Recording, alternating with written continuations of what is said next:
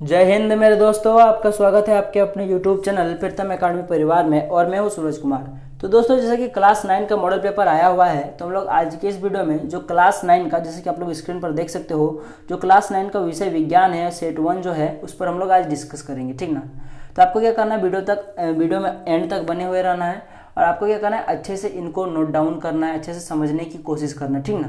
तो चलिए हम लोग इसका सॉल्यूशन पर बात करते हैं। तो जो आपका सबसे पहला नंबर का प्रश्न है दोस्तों, इस सेट 1 का, देखिए क्या है। सो निम्न में किन राशियों का एसआई मात्रक समान है। आपको क्वेश्चन सीधा सा कह रहा है कि जो आपका ये सारा यहाँ ऑप्शंस आपको नजर आ रहा होगा, देखिए चाल, वेग, त्वरण, विस्थापन, बल, संवेग, इनमें से कोई नहीं। इनमें से आपको एक पिकअप करना कि कौन सा सही होगा। और क्वेश्चन के अकॉर्डिंग क्वेश्चन ये पूछ रहा है कि इनमें से किसका जो एसआई मात्रक समान होगा। तो आपको पता होगा कि चाल और वेग जो है दोस्तों, इनका क्या होता है कि एसआई मात्रक समान होता है। चाल का एसआई मात्रक मीटर पर सेकंड होता है और वेग का भी मीटर पर सेकंड होता है। इसलिए एक नंबर का ऑप्शन आपका करेक्ट हो जाएगा कि इनका जो है ये एसआई मात्रक समान होता है। ठीक ना। चलिए आगे बढ़ते हैं। निश्चित दिशा में वस्तु द्वारा तय की गई दूरी है। तो सीधा सा क्वेश्चन पूछ रहा है कि निश्चित दिशा में वस्तु द्वारा तय की गई दूरी क्या कहलाती है। आप लोग क्वेश्चन में क्या लिखा हुआ है उससे ज्यादा गौर इस बात पर कीजिएगा कि क्वेश्चन क्या कह रहा है। ठीक ना। तो निश्चित दिशा में तय की गई दूरी जो है दोस्तों, वो क्या कहलाती है, वो वेग कहलाती है। याद रखिएगा, वेग। ठीक ना। और इसका एसआई मात्रक ऊपर हम लोगों ने अभी पढ़ा, इसका मीटर पर सेकंड होता है और वेग और चाल का क्या होता है, एसआई मात्रक समान होता है। याद रखिएगा। ठीक ना। चलिए 3 नंबर के प्रश्न पर आते हैं। वेग का एसआई मात्रक है, लीजिए वही रिपीटेड क्वेश्चन। वेग का एसआई मात्रक क्या होता है, मीटर पर सेकंड होता है। डी नंबर का ऑप्शन आपका करेक्ट हो जाएगा। चलिए 4 नंबर के प्रश्न पर आते हैं। देखिए स्वचालित वाहनों में एक यंत्र लगा होता है जो उनके द्वारा तय की गई दूरी को प्रदर्शित करता है। इस यंत्र को कहते हैं, सीधा सा बात है, जो बाइक चलाते हैं या फिर जो लड़के चलाते हैं, फिर जो लड़के स्कूटी वगैरह या बाइक वगैरह चलाते हैं, आपको पता होगा कि गाड़ी कितना किलोमीटर चलता है उसको दिखाने के लिए एक मीटर लगा होता है गाड़ी के आगे तरफ। ठीक ना। जहाँ पे आप लोग चाबी घुसाते हो गाड़ी में, ठीक ना, वहीं पे। ठीक ना। तो वो जो नापता है कि आप लोग कितना किलोमीटर आप लोगों को चला या कितना मीटर चला, कितना दूर गाड़ी चला। मेरा गाड़ी 20,000 किलोमीटर चला, मेरा गाड़ी 15,000 किलोमीटर चला, यहाँ से वहाँ तक का डिस्टेंस 1 किलोमीटर है। ऐसे से बात करते हो आप लोगों ने सुना होगा बहुत सारे बड़े लोगों को। तो वो कैसे बताते हैं कि गाड़ी इतना किलोमीटर चढ़ा। तो वहाँ वो बताने के लिए गाड़ी में एक आपका ऑडोमीटर दिया हुआ होता है। उसको क्या कहते हैं, ऑडोमीटर कहते हैं। वो आपका गाड़ी के ऊपर तरफ जहाँ पे चाबी लगता है, हेडलाइट के पास, वहाँ आगे तरफ आपको लगा हुआ होता है। वो क्या करता है कि गाड़ी द्वारा चली गई दूरी को मापता है। याद रखिएगा। लेकिन अगर पूछता दोस्तों, अगर गाड़ी कितना स्पीड में चल रहा है, इसको मापने वाले यंत्र को क्या कहते हैं, तो उसको स्पीडोमीटर कहते हैं। क्या कहते हैं, स्पीडोमीटर। तो अगर स्पीड के बारे में पूछता तो आपका बी नंबर का करेक्ट हो जाता है। लेकिन चूंकि आपको दूरी पूछा है कि कितनी दूरी चली, तो उसके लिए ऑडोमीटर करेक्ट हो जाएगा। ऑडोमीटर क्या होता है कि वो दूरी को मापता है। ठीक ना। गाड़ी द्वारा चली गई दूरी को मापता है। चलिए हम लोग आगे बढ़ते हैं 5 नंबर का। देखिए क्या दोस्तों, यदि पिंड का द्रव्यमान दोगुना कर दिया जाए और उसका वेग आधा कर दिया जाए तो पिंड का रेखीय संवेग होगा। रेखीय संवेग हो, बात तो संवेग की गई है। और संवेग का फॉर्मूला आपको पता होता है, एम इंटू क्या होता है दोस्तों, आपको एम इंटू भी होता है। आपको पता होगा एम इंटू भी होता है। और अकॉर्डिंग टू क्वेश्चन क्या कहा गया है कि मास को दुगना कर दिया गया, यानी कि जो पहले एम था आपका, ये जो मास है आपका, इसको 2m कर दिया गया है। यानी कि मास को 2 से मल्टीप्लाई कर दिया गया तो दुगना हो गया। यानी कि ये पहले m था, अब ये 2m बन गया। ठीक ना। और वेग जो था पहले v था, अब उसको आधा कर दिया गया, यानी v/2 कर दिया गया। अब कुछ नहीं करना है, ये जो फॉर्मूला है आपको ये वाला, इसमें से आपको 2m और v/2 को पुट कर देना है। तो m के जगह पे क्या हो जाएगा, 2m हो जाएगा अकॉर्डिंग टू क्वेश्चन। और इंटू पहले से था, ये वाला इंटू यहाँ पे लगा दिया। और v क्या कर दिया, आधा कर दिया, तो v/2 कर दीजिए। देखिए यहाँ से 2 और यहाँ से 2 कट गया, तो बचा ओवरऑल क्या बचा, m इंटू भी बचा। तो आप लोग देख सकते हो कि अभी भी m इंटू भी बच रहा है और पहले भी m इंटू भी था। यानी कि संवेग में, रेखीय संवेग में कोई परिवर्तन नहीं होगा अगर मास को अगर बढ़ा दिया जाए दोगुना और वेग को अगर आप लोग आधा कर दे तो। ठीक ना। तो इस तरह का क्वेश्चन आ सकता है मेरे दोस्तों, याद रखिएगा। ठीक ना। इस तरह का क्वेश्चन बन सकता है। तो इसका सही आंसर क्या हो जाएगा दोस्तों, जो था वही रह जाएगा, यानी कि वही रहेगा। बी नंबर का ऑप्शन आपका करेक्ट हो जाएगा। चलिए 5 तो हो गया। 6 नंबर के प्रश्न पर आते हैं। देखिए, यदि दो वस्तु ए और बी का द्रव्यमान क्रमशः 6 केजी और 34 केजी हो तो, देखिए क्या कहा है। सो ऑप्शन में 1 नंबर में आपका कह रहा है ए का जड़त्व बी के जड़त्व से अधिक होगा। तो जड़त्व की बात देखिए, सब क्वेश्चन में जड़त्व की बात की गई है, तो आपको जड़त्व के बारे में थोड़ा बहुत नॉलेज होना चाहिए कि जड़त्व जो होता है वो गति के प्रथम नियम से आता है, ये चीज़ आप लोग याद रखिएगा। और जो जड़त्व होता है, जड़त्व डिपेंड करता है उस वस्तु के द्रव्यमान पर। जितना भी ज़्यादा, मतलब यूँ समझ लीजिए कि आपका दादाजी है और आप हो, आप छोटे से बच्चे, आपके दादाजी बहुत बड़े हैं, तो आपका दादाजी का द्रव्यमान ज़्यादा है, इसीलिए दादाजी का जड़त्व ज़्यादा होगा और आपका जड़त्व कम होगा। सीधा सा कहना है कि जड़त्व आपका जो द्रव्यमान है उस पर डिपेंड करता है, जितना ज़्यादा द्रव्यमान उतना ज़्यादा जड़त्व। तो अब चलिए कौन सा ऑप्शन फिट बैठता है इस क्वेश्चन के अकॉर्डिंग, उसको हम लोग हिट करते हैं। तो ए नंबर में कह रहा है ए का जड़त्व बी के जड़त्व से अधिक होगा। नहीं, गलत बोल रहा है, क्योंकि ए का जो आपका द्रव्यमान है 6 किलो है और बी का जो द्रव्यमान है वो 34 किलो है। बी का द्रव्यमान चूंकि ए से ज्यादा है, इसलिए बी का जड़त्व भी ज्यादा होगा। तो बी का जड़त्व ज्यादा होना चाहिए, ना कि ए का, इसलिए ए नंबर का ऑप्शन आपका इनकरेक्ट हो गया। बी नंबर में देखिए, बी का जड़त्व ए के जड़त्व से अधिक होगा। तो ये बात सही लग रही है हमको, पर ऑप्शनल क्वेश्चन है दोस्तों, ऑप्शन को देख के मारना है, इसलिए चारों ऑप्शंस को जरूर पढ़ लीजिएगा, क्योंकि बहुत सारे ऑप्शन में लिख देगा आपको बी और सी दोनों। मान लीजिए ये बी भी करेक्ट और किसी तरह से मान लीजिए सी भी करेक्ट होता, तो बी और सी लिख के यहाँ पे डी नंबर में दे देता, तो फिर आप लोग क्या करते हैं। इसीलिए बोल रहा कि सारे ऑप्शंस को एक बार पढ़ लीजिएगा, ऑप्शनल में ये सब घुमाने का बहुत ज्यादा कोशिश करता है एग्जामिनर, ठीक ना। तो देखिए बी का जड़त्व और ए का जड़त्व और बी का जड़त्व बराबर होगा, नहीं ये तो हो ही नहीं सकता, क्योंकि दोनों का क्या द्रव्यमान अलग अलग है, ठीक ना। और देखिए क्या है, सो बी तथा ए तथा बी का जड़त्व शून्य होगा, शून्य तो होगा नहीं, ठीक ना। तो यानी कि सीधा सा बात है बी नंबर करेक्ट हो जाएगा। चलिए, तो इसका सीधा सा मेरा कहने मतलब ये है कि इस टाइप के क्वेश्चंस में, ऑब्जेक्टिव क्वेश्चन में आपको क्या करना है, क्वेश्चंस को और ऑप्शंस को पूरे अच्छे से पढ़ना है मेरे दोस्तों, ठीक ना। चलिए हम लोग आगे बढ़ते हैं। तो हमारा जो 7 नंबर का प्रश्न देखिएगा, न्यूटन के गति के किस नियम से जड़त्व का नियम प्राप्त होता है। क्वेश्चन का मतलब यही है, ठीक ना। आप लोग क्वेश्चंस पे कम, मैं जो समझा रहा हूँ उस पर ज्यादा ध्यान दीजिए। और क्वेश्चन सीधा सा कह रहा है कि न्यूटन का कौन सा ऐसा गति का नियम है जो जड़त्व को परिभाषित करता है कि जड़त्व का नियम मिलता है। तो न्यूटन का जो प्रथम नियम है, जैसे कि मैंने आपको थोड़ा देर पहले ऊपर में बताया था, उससे आप क्या होता है कि जड़त्व का नियम मिलता है आपको।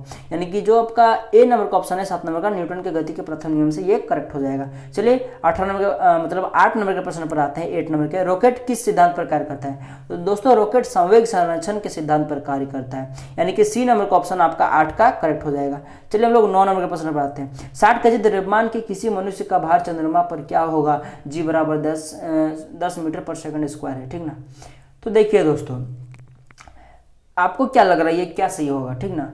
तो यहाँ पे क्वेश्चन थोड़ा सा ट्विस्ट किया गया है, यहाँ पे जी का मान आपको दे दिया गया, आपको जी का मान लेना है और आपको क्या ज्ञात करना है, द्रव्यमान किसी मनुष्य का भार ज्ञात करना है। भार ज्ञात करने के लिए आपको वही फॉर्मूला आपको पता होता है कि क्या होता है, द्रव्यमान इंटू जी होता है, एम इंटू जी होता है, ठीक ना। और मास चूंकि आपको 60 किलो दिया हुआ है तो 60 का 60 लिख दीजिए, ठीक ना, इंटू जी का मान चूंकि आपको यहाँ पे 10 दिया हुआ है, याद रखिएगा ये चंद्रमा पर कहा गया लेकिन जी का मान आपको दिया हुआ है, छोटा जी का मान क्या गया है 10 दिया हुआ है, तो मल्टीप्लाई कर दीजिए तो आपका 600 निकल कर आएगा और ये न्यूटन आएगा, क्योंकि एफ बराबर एम इंटू जी होता है और ये एफ ही यहाँ पे क्या है, भार है और आपको पता है कि ये न्यूटन में होता है, तो इसीलिए क्या हो जाएगा 600 न्यूटन इसका करेक्ट हो जाएगा, याद रखिएगा। यानी कि ए नंबर का ऑप्शन आपका 9 नंबर का ये करेक्ट हो जाएगा, क्योंकि यहाँ पे चूंकि जी यहाँ पे दिया हुआ याद रखिएगा, ठीक ना, इसको आप लोग हमेशा याद रखिएगा, ठीक ना। चलिए आगे बढ़ते हैं। यदि दो वस्तुओं के बीच की दूरी को आधा कर दिया जाए तो उनके बीच का गुरुत्वाकर्षण बल किस प्रकार बदलेगा। इस टाइप का क्वेश्चन बहुत सारा आता है दोस्तों, ये सब फॉर्मूला बेस्ड क्वेश्चन है। सीधा सा क्वेश्चन पूछा गया है कि आपका गुरुत्वाकर्षण बल पे क्या प्रभाव पड़ेगा। तो देखिए जो गुरुत्वाकर्षण बल है यानी कि जो एफ है उसका फॉर्मूला होता है, आपको पता होगा, बड़ा G m1 into m2 by R square. यहाँ पे r क्या है दोस्तों, ये जो मास 1 है और ये मास 2 है, यानी कि m1 और m2 ये जो दो पिंड है, ये क्या दो वस्तुएं हैं, इनके बीच का डिस्टेंस है r, ठीक ना, आपको ये चीज पता होगा। तो क्वेश्चन में क्या कहा है कि ये जो r है इसको क्या कर दिया गया, इसको आधा कर दिया गया, यानी कि अब हम लोग इस क्वेश्चन के अकॉर्डिंग r के जगह पे हम लोग r/2 पुट करेंगे। तो देखिए यहाँ पे हम लोग r/2 पुट कर देते हैं। तो देखिए यहाँ पे चूंकि r का स्क्वायर है, यानी कि इसको जब आप लोग फॉर्मूला में पुट करिएगा r/2 को, तो r/2 का स्क्वायर होगा यहाँ पे, और r/2 का स्क्वायर कीजिएगा तो इसको हम लोग क्या लिख सकते हैं, r का स्क्वायर बटे 4 लिख सकते हैं। और देखिए चूंकि यहाँ पे देखिएगा जब हम लोग यहाँ पे हम लोग पुट करेंगे, देखिए मैं फिर से फ्रेशली लिख देता हूँ। देखिए f बराबर क्या हो जाएगा दोस्तों, यहाँ पे g का g रहेगा m1 इंटू m2 बटे क्या हो जाएगा r/4, देखिए r का स्क्वायर बटे 4 हो जाएगा। अब देखिए आप क्या करना है, आपको इस 4 को जब आप लोग ऊपर लेके जाइएगा तो ये कुछ इस प्रकार से दिखेगा। देखिए g m1 m2 और यहाँ पे 4 आपका आ जाएगा और नीचे में r स्क्वायर हो जाएगा। तो इस फॉर्मूला में आपको क्या चेंज नजर आ रहा है? जो पहले फॉर्मूला था आपका जी बराबर G into m1 into m2 by R square, उससे क्या फर्क नजर आ रहा है? बस आपको एक 4 ज्यादा आपको नजर आ रहा है। 4 क्या है इसमें गुना में, यानी कि 4 को आप लोग आगे निकाल दीजिए तो आप लोग देख सकते हो कि ये जो फॉर्मूला था आपको वो क्या 4 गुना ज्यादा बढ़ गया, इसलिए ऑप्शन में क्या करेक्ट हो जाएगा? 4 गुना। ये क्या हो जाएगा? बढ़ जाएगा, घटेगा नहीं बढ़ जाएगा क्योंकि गुना में, ठीक ना। तो इसलिए ए नंबर ऑप्शन आपका करेक्ट हो जाएगा। चलिए 11 नंबर प्रश्न पाते हैं। ध्वनि किस माध्यम में गमन करती है? तो याद रखिएगा ध्वनि जो होता है ठोस तरल गैस सभी माध्यम में गमन करती है, इसलिए उपयुक्त सभी करेक्ट हो जाएगा। चलिए 12 नंबर प्रश्न पर आते हैं। देखिएगा वायु में ध्वनि तरंगे निम्न में किस का उदाहरण है? देखिए क्वेश्चन क्या कर रहा है, सीधा कह रहा है कि वायु में जो ध्वनि तरंग होती है जिनके माध्यम से हम लोग सुनाई पड़ता है, तो वायु में जो ध्वनि तरंग होती है वो कौन सा तरंग है? तो वो किस टाइप का तरंग है? आपको पता होगा तरंग कितने प्रकार का होता है, आप लोगों ने इसे पढ़ा होगा, तो मैं आपको आंसर बता देता हूँ कि ये जो करेक्ट हो जाएगा ये आपका अनुदैर्ध्य तरंग होता है। अनुदैर्ध्य जो तरंग होती है वो क्या होती है? जो वायु में ध्वनि तरंग होती है वो कौन सी तरंग होती है? अनुदैर्ध्य तरंग होती है, इसलिए ए नंबर क्वेश्चन आपका करेक्ट हो जाएगा। चलिए 13 नंबर प्रश्न पर आते हैं। देखिएगा मानव श्रवण की श्रव प्रकाश प्रास की ऊपरी आवृत्ति सीमा लगभग होती है। सीधा कर रहा है कि जो मानव की जो सुनने की क्षमता ऊपरी जो सीमा होती है वो कितनी होती है?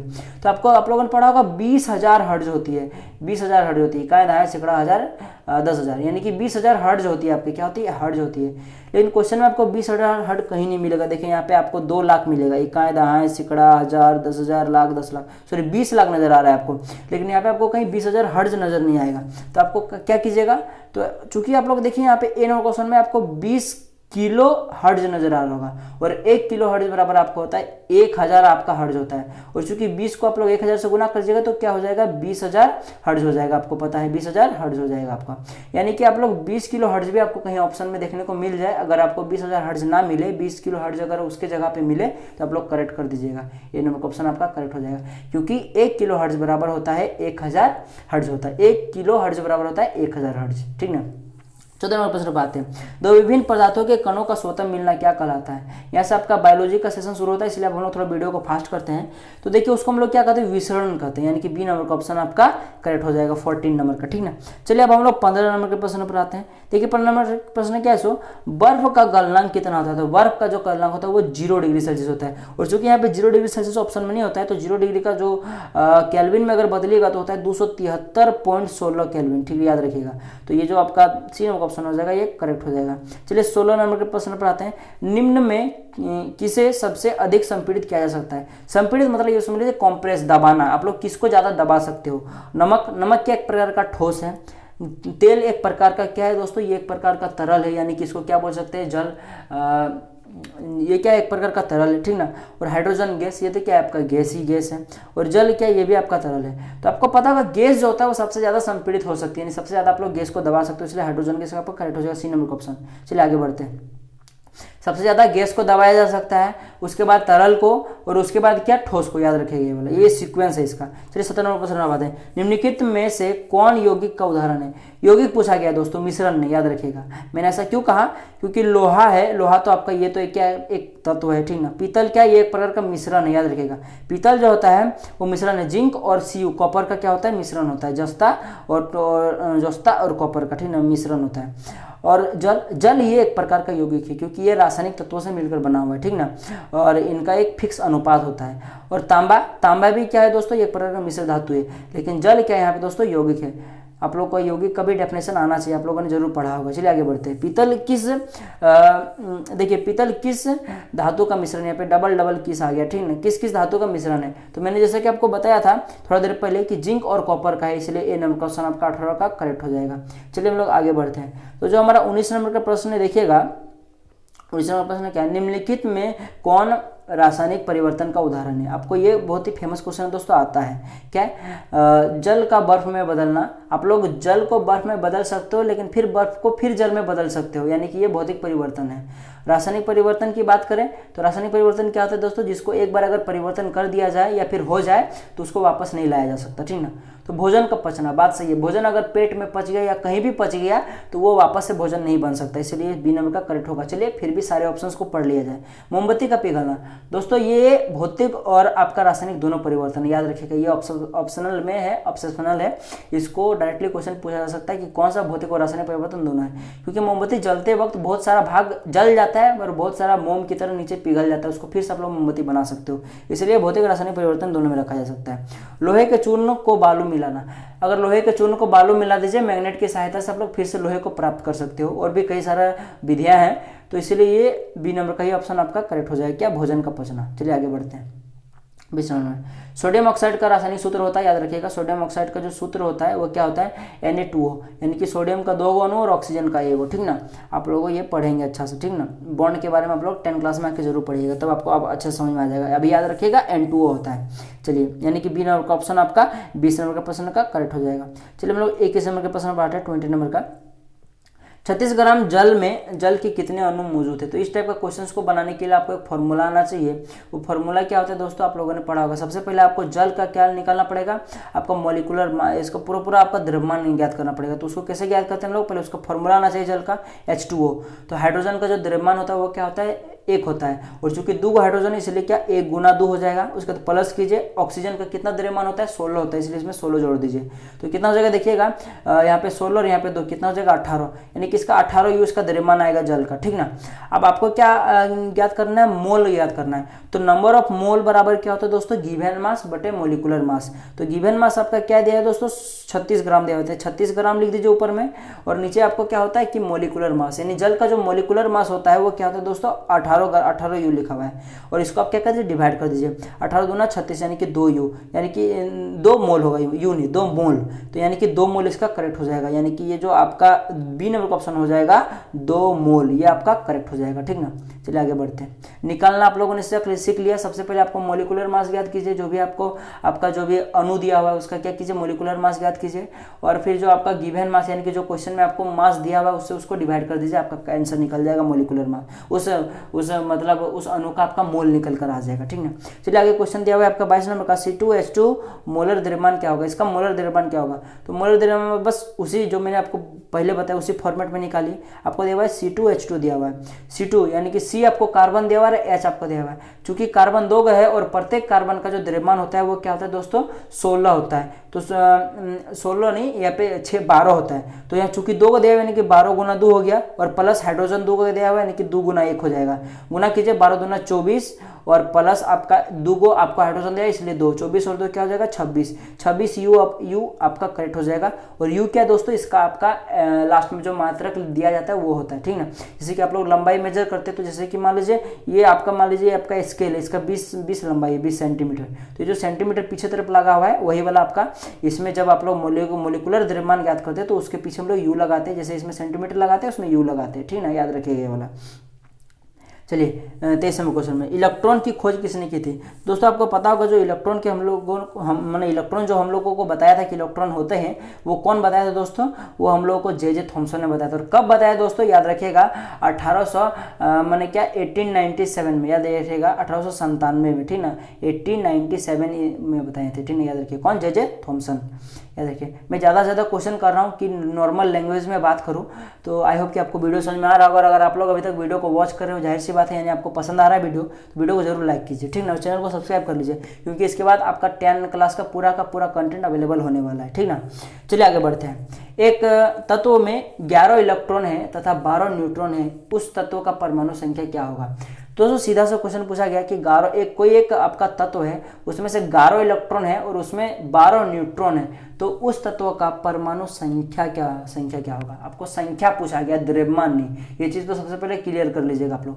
और परमाणु संख्या कैसे निकालते हैं दोस्तों, तो परमाणु संख्या बराबर होता है कि उस जो आपका तत्व दिया हुआ है उसमें कितने नंबर ऑफ प्रोटॉन मौजूद है, यानी उस परमाणु में कितना नंबर ऑफ आपका P+ प्रोटॉन आपके पास है। Number of proton equal to क्या होता है कि उस परमाणु का परमाणु संख्या होता है, यानी जितने प्रोटॉन होंगे उतने परमाणु संख्या होगी। और चूंकि क्वेश्चन में प्रोटॉन का जिक्र किया गया नहीं, तो फिर कैसे प्रोटॉन निकालिएगा। तो क्वेश्चन में एक चीज जिक्र किया गया हुआ है, आप लोग गौर से पढ़िए मेरे दोस्तों। एक तत्व में आपको एक तत्व दिया गया है, ये नहीं कहा गया है कि तत्वों का कौन चार्ज है। मेरा कहने का मतलब ये है कि यूँ समझ लीजिए, अगर तत्व सिर्फ पूछे, एक तत्व में अगर आपको 11 इलेक्ट्रॉन और 12 न्यूट्रॉन की संख्या पूछे, तो आप लोग जो आपका इलेक्ट्रॉन की संख्या दी हुई है वही आप लोग आंसर हो जाएगा, यानी 11 आपका बी ए नंबर का ऑप्शन सही हो जाएगा। अब कैसे होगा मैं बताता हूँ। देखिए, आप लोगों ने पढ़ा होगा कि परमाणु जो होता है वो उदासीन कण होता है, यानी कि परमाणु में जितने नंबर ऑफ इलेक्ट्रॉन होते हैं और प्रोटॉन होते हैं वो बराबर होते हैं। अब भाई उदासीन कहने का मतलब कि उसमें कोई चार्ज नहीं पाया जाता है। अब चार्ज कहने का मतलब इलेक्ट्रॉन, कोई भी परमाणु है उसमें दो रीजन से चार्ज हो सकता है, एक पॉजिटिव चार्ज हो सकता है, एक नेगेटिव चार्ज हो सकता है, और एक न्यूट्रॉन हो सकता है। न्यूट्रॉन माने निटोल, निटोल जिसको बोला जाता है, न्यूट्रॉन नहीं निटोल, जिसमें चार्ज नहीं होता है। अगर परमाणु में पॉजिटिव चार्ज है यानी कि उसमें प्रोटॉन ज़्यादा है, और अगर नेगेटिव चार्ज ज़्यादा है यानी कि उसमें इलेक्ट्रॉन ज़्यादा है, क्योंकि इलेक्ट्रॉन का चार्ज नेगेटिव होता है, प्रोटॉन का पॉजिटिव होता है, इसलिए ऐसा होता है। और अगर न्यूट्रॉन है यानी कि उसमें प्रोटॉन और इलेक्ट्रॉन दोनों बराबर है। न्यूट्रॉन मतलब क्या, न्यूट्रॉन ने न्यूट्रल, यानी कि परमाणु अगर उदासीन है, अगर उसमें कोई चार्ज नहीं, यानी कि उसमें इलेक्ट्रॉन और प्रोटॉन की संख्या बराबर है। और चूंकि क्वेश्चन में आपको ऐसा कुछ नहीं कहा गया कि परमाणु नेगेटिव चार्ज है कि पॉजिटिव चार्ज है, वो कुछ नहीं कहा गया, यानी कि सीधा सा हम लोग को क्या लेना है कि परमाणु जो है वो आपका क्या है कि वो उदासीन है। और उदासीन कब होता है, जब इलेक्ट्रॉन की संख्या और प्रोटॉन की संख्या बराबर होती है। और चूंकि क्वेश्चन के हिसाब से हम लोग को प्रोटॉन की संख्या चाहिए, और आपका क्वेश्चन में क्या कहा गया कि ये एक आपका क्वेश्चन से पता चला कि ये एक उदासीन कण है, इसीलिए इलेक्ट्रॉन और प्रोटॉन की संख्या बराबर होगी। इसीलिए जो इलेक्ट्रॉन की संख्या आपको दी हुई 11 वही आपकी प्रोटॉन की संख्या भी होगी, यही आपकी प्रोटॉन की संख्या होगी। और अकॉर्डिंग टू क्वेश्चन हमको प्रोटॉन की संख्या चाहिए था, इसलिए 11 इसका सही आंसर हो जाएगा, ये नंबर का ऑप्शन आपका करेक्ट हो जाएगा। चलिए आगे बढ़ते हैं 25 नंबर का प्रश्न। देखिए 25 नंबर का प्रश्न क्या है सो, देखिए इस क्वेश्चन में मुझको थोड़ा सा अटपटा लग रहा है, ठीक ना। अब आपको क्या लग रहा है वो मुझे कमेंट कर बताइए, ठीक ना। क्वेश्चंस का कहने का मतलब मुझे क्या समझ में आ रहा है कि आपको कोई एक तत्व दिया हुआ है, ठीक ना, कोई आपका एक तत्व है, ठीक ना, उसका जो समस्थानिक है, समस्थानिक किसे कहते हैं, जिसका परमाणु संख्या बराबर हो लेकिन परमाणु जो द्रव्यमान होता है वो भिन्न भिन्न होता है, ठीक ना। तो आपका समस्थानिक है, कोई तत्व का समस्थानिक है, उसका क्या है देखिएगा। देखिए क्वेश्चन कुछ अटपटा सा है, किसी तत्व के समान समस्थानिक में निम्नलिखित में से कौन और परमाणु का समान नहीं हुआ। ये क्वेश्चन क्या कहना चाह रहा है, कुछ समझ में नहीं आ रहा है। आपको समझ में आ रहा है तो कमेंट कीजिए। पर मेरे अकॉर्डिंग क्वेश्चन क्या कह रहा है कि कोई एक तत्व है जिसका समस्थानिक है, उसका कौन सा चीज बराबर नहीं होता है। तो इसके लिए सबसे पहले आपको समस्थानिक को जानना पड़ेगा। तो याद रखिएगा जो समस्थानिक होता है उसमें क्या होता है कि परमाणु संख्या बराबर होता है लेकिन परमाणु द्रव्यमान अलग होता है। और चूंकि परमाणु संख्या बराबर होता है तो परमाणु संख्या कब बराबर होगा दोस्तों, और मतलब परमाणु संख्या कब कैसे पता चलता है, तो उस जो परमाणु में प्रोटॉन की संख्या से पता चलता है। और चूंकि समस्थानिक की बात की गई है, यानी कि उसका जो जितने भी आपको यहाँ पे परमाणु होंगे उस सबका क्या हो जाएगा कि प्रोटॉन की संख्या बराबर होगी, क्योंकि उसकी जो परमाणु संख्या होती है वो समान होती है समस्थानिक में। इसलिए सारे में जितने भी आपके होंगे, जितने भी परमाणु होंगे उसमें आपको प्रोटॉन की संख्या समान होगी। जिस तो आपको समझ में आ गया। तो इसके हिसाब से क्वेश्चन में पूछा गया कि कौन सा समान नहीं होगा, तो चूंकि भाई प्रोटॉन तो समान होगा इसलिए प्रोटॉन तो सही आंसर होगा नहीं, तो इसलिए प्रोटॉन को सबसे पहले कैंसिल कर दो। और चूंकि आपको क्या कहा गया किसी तत्व में, ठीक ना, क्वेश्चन में क्या कहा गया आपको किसी तत्व में, और चूंकि अकॉर्डिंग टू क्वेश्चन, देखिए क्वेश्चन में कुछ ऐसा कहा नहीं गया कि परमाणु आपका नेगेटिव चार्ज है कि पॉजिटिव चार्ज है, तो वो उदासीन होगा। चूंकि जैसा मैंने पहले आपको बताया जब भी उदासीन हो उसमें प्रोटॉन की संख्या और इलेक्ट्रॉन की संख्या बराबर होती है। और चूंकि समस्थानिक है क्वेश्चन में, और समस्थानिक में क्या होता है कि परमाणु संख्या बराबर होता है और परमाणु संख्या आपका प्रोटॉन से डिडक्ट होता है। और चूंकि इस क्वेश्चन के हिसाब से प्रोटॉन और इलेक्ट्रॉन की संख्या बराबर है, यानी कि जो भी आपका दो गो परमाणु होगा आपका समस्थानिक के रूप में, उन दोनों में प्रोटॉन और इलेक्ट्रॉन की संख्या बराबर होगी, इसलिए इसमें इलेक्ट्रॉन भी नहीं होगा। और डी नंबर का आप लोग थोड़ा ऑप्शन पर गौर फरमाइए, इलेक्ट्रॉन तथा प्रोटॉन दोनों, यानी कि ये भी समान होगा, इलेक्ट्रॉन भी समान होगा, प्रोटॉन भी समान होगा, यानी कि ए बी और डी ये तीनों समान होंगे। लेकिन सी नंबर में जो न्यूट्रॉन होता है मेरे दोस्तों, ये कभी भी समान नहीं होता है, क्योंकि न्यूट्रॉन और प्रोटॉन को मिलाकर ही आपका क्या होता है परमाणु द्रव्यमान निश्चित होता है। और चूंकि परमाणु द्रव्यमान समस्थानिक में समान नहीं होता है, इसलिए सी नंबर का ऑप्शन आपका करेक्ट हो जाता है। और चूंकि अगर क्वेश्चन में ये पूछता है कौन सा समान होगा, तो ये तीनों समान हो जाता है मेरे दोस्तों, याद रखिएगा, ठीक ना। चलिए आगे बढ़ते हैं। आई होप कि आपको समझ में आ गया होगा। देखिए निम्नलिखित में कौन सा एक कोशिकीय जीव है, तो दोस्तों आपको पता होगा अमीबा जो होता है वो एक कोशिकीय जीव है। चलिए आगे बढ़ते हैं। लाइसोसोम का निर्माण कौन करता है, याद रखिएगा लाइसोसोम का गोल्जी उपकरण करता है। चलिए आगे बढ़ते हैं। देखिएगा कोशिका झिल्ली के आर पार पदार्थों का आना जाना किस प्रक्रिया का उदाहरण, याद रखिएगा वो विसरण, ठीक ना, विसरण, यानी कि बी नंबर का ऑप्शन आपका करेक्ट हो जाएगा 28 का, ठीक ना। चलिए आगे बढ़ते हैं। जो आपका 29 नंबर का प्रश्न देखिएगा क्या है, जो पौधे के शीर्ष पर कौन सा उत्तक पाया जाता है दोस्तों? याद रखिएगा पौधे के शीर्ष पर विभोज्योतक पाया जाता है। देखिए आपको याद नहीं होता तो मैं आपको एक ट्रिक बताता हूँ। कोई भी पौधा अगर बढ़ता है तो आप लोगों को देखा हो कि वो बढ़ते बढ़ते वो डालियां फेंकता है, यानी क्या होता है कि वो एक तना पहले था, धीरे धीरे वो कई सारे तना में विभाजित हो जाता है। तना मतलब डालिया में विभाजित हो जाता है, तो वो विभाजित होता है ना। तो क्वेश्चन में देखिए विभोज्योतक, सुनने में कहीं विभाजित जैसा लग रहा है, इसलिए ए नंबर क्वेश्चन आप लोग इस तरह करके याद रख सकते हो, ठीक ना। मैंने अपने टाइम पर इसी तरह से याद रखा था। चलिए, रक्त के तरल आधात्री भाग को क्या कहते हैं दोस्तों? प्लाज्मा कहते हैं। बी नंबर क्वेश्चन आपका करेक्ट हो जाएगा। चलिए 30 नंबर का तो बी हो गया। चलिए आगे बढ़ते 31 नंबर का। 31 नंबर देखिएगा, श्वेत क्रांति किससे संबंधित है? याद रखिएगा श्वेत क्रांति जो है वो दूध से संबंधित है। दूध को बचाया गया था, वो बहुत बड़ी कहानी, याद रखिएगा। श्वेत क्रांति दूध से संबंधित है। श्वेत क्रांति सफेद रंग, दूध सफेद रंग, इस तरह करके याद रख सकते हैं दोनों को रिलेट करके। चलिए 32 के प्रश्न पर आते हैं। देखिएगा, निम्नलिखित में से कौन सा रबी फसल का उदाहरण है? रबी फसल में यहाँ पे सिर्फ चना है दोस्तों, बाकी सब यहाँ पे क्या है? ये देखिए सिर्फ डी नंबर का क्वेश्चन आपका करेक्ट होगा, चना। ये क्या होता है दोस्तों? रबी फसल है। चलिए 33 नंबर क्वेश्चन बात है, जीवों के वर्गीकरण का सर्वाधिक मूलभूत लक्षणों क्या हो सकती है? याद रखिएगा कोशिका, उनकी कोशिका संरचना, याद रखिएगा उसका कोशिका संरचना, यानी कि सी नंबर क्वेश्चन 33 का ये करेक्ट हो जाएगा।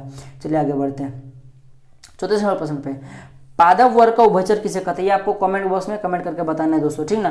पर मेरे हिसाब से ये ब्रायोफाइटा होगा, यानी कि बी नंबर का ऑप्शन आपका करेक्ट हो जाएगा। बाकी आपको ये वाला कमेंट करके मुझे बताना है, ठीक ना।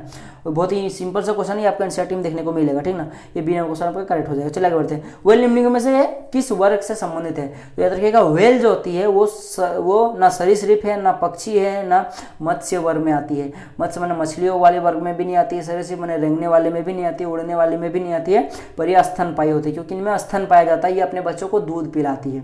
सी नंबर क्वेश्चन आपका याद हो जाएगा, करेक्ट हो जाएगा। स्तनपायी या फिर स्तनधारी दोनों एक ही वर्ड है, ठीक ना, एक ही चीज को इंडिकेट करता है। कभी स्तनधारी मिले तो भी टिक मार दीजिएगा, स्तनपायी मिले तो भी टिक मार दीजिएगा, दोनों नहीं मिलेगा क्योंकि दोनों एक ही चीज है।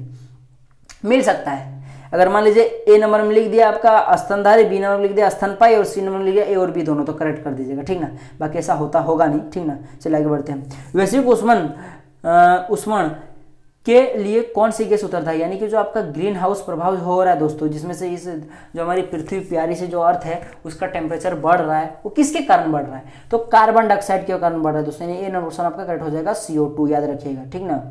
कार्बन डाइऑक्साइड का आपका सूत्र भी पूछा जा सकता है दोस्तों। चलिए आगे बढ़ते हैं। चलिए आपके लिए एक प्रश्न, इसको कमेंट करके बताइएगा दोस्तों, ठीक ना। परमाणु की त्रिज्या हम लोग किस में मापते हैं? ये वाला इंपॉर्टेंट क्वेश्चन है दोस्तों, ठीक ना, आता है। चलिए आप लोग कमेंट करके बताइएगा, परमाणु की त्रिज्या किस में मापते हैं? फिर से रिपीट करता हूं, परमाणु की त्रिज्या किस में मापते हैं? याद रखिएगा, ये लोग कमेंट करके बताइएगा। मुझे कमेंट में नजर आना चाहिए दोस्तों, मैं उसको लाइक करूंगा जो सही आंसर देगा, ठीक ना। चलिए आगे बढ़ते हैं। सिंपल सा क्वेश्चन है पर आता है, जल प्रदूषण से निम्नलिखित में से कौन प्रभाव नहीं होगा? जल प्रदूषण से कौन प्रभाव नहीं होगा? यानी कि जाहिर सी बात है, जल से संबंधित जितने भी रोग होते हैं उनको छोड़ के जो भी आपको ऑप्शन में नजर आए वही होगा।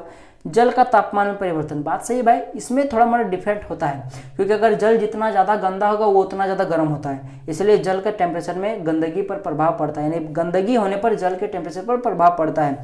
हैजा तो जल से होता ही है दोस्तों, आपको पता होगा।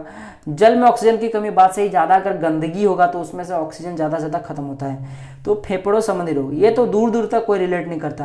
फेफड़ा ऑक्सीजन के कारण खराब हो सकता है, और मतलब ऑक्सीजन वायुमंडल के कारण फेफड़ों में जोर पड़ता है, फेफड़ों में रोग आता है, जल के कारण नहीं, इसलिए डी नंबर क्वेश्चन आपका करेक्ट हो जाएगा। चलिए 38 के प्रश्न पर देखिए, निम्नलिखित में कौन असंक्रमण रोग है? असंक्रमण यानी कि जो अटैचमेंट से या फिर आमने सामने से होने से या वायु के थ्रू इस तरह से नहीं फैलता है। असंक्रमण रोग कौन सा है? तो खांसी जुकाम तो भाई छींक दो किसी के ऊपर उसको भी पकड़ लेगा, ये तो संक्रमण रोग है।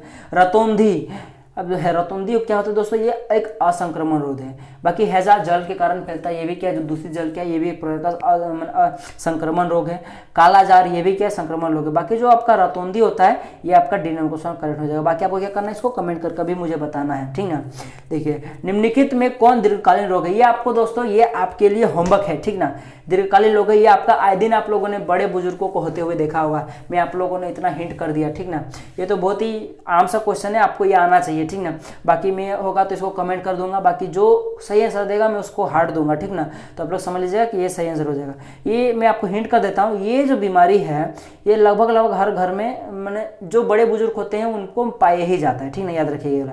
तो वो आपका हो जाएगा, ठीक ना, लगभग हो जाता है उनको, ठीक ना, होने की चांसेस बहुत ज़्यादा होता है और जल्दी जल्दी ठीक भी होने खोजता है। होना चाहता है वो रोग, तो ये कौन सा होगा आपको कमेंट करके बताना। दीर्घकालीन जो लंबे समय तक टिके, जो लंबे समय तक वो रोग रह जाता है शरीर में, उसको दीर्घकालीन रोग कहते हैं, ठीक ना।